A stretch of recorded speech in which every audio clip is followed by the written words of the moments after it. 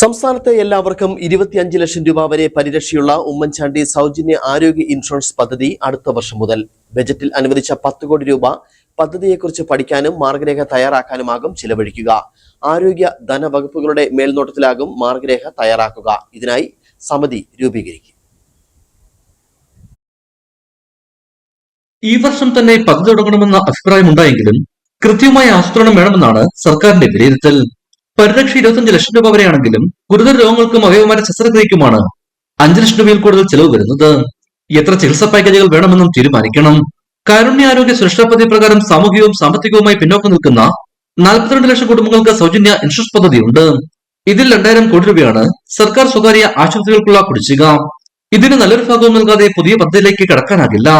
കാസ്പിന് വർഷം 1200 കോടി രൂപ ചെലവാകുന്നുണ്ട്. എന്നാൽ 138 കോടി രൂപ മാത്രമേ കേന്ദ്രം നൽകുന്നുള്ളൂ. സഹായം കുറവാണെങ്കിലും ഇൻഷുറൻസ് കാർഡിൽ പ്രധാനമന്ത്രിയുടെ ചിത്രം ഉൾപ്പെടെ നൽകണമെന്നാണ് കേന്ദ്ര നിബന്ധന. കേന്ദ്രം നൽകുന്ന തുച്ഛമായ തുക ഒഴിവാക്കി പൂർണ്ണമായി കേരളത്തിന്റെ പദ്ധതി നടപ്പാക്കണമെന്നും അഭിപ്രായമുണ്ട്. ഇടുക്കി വിഷൻ, കുമളി.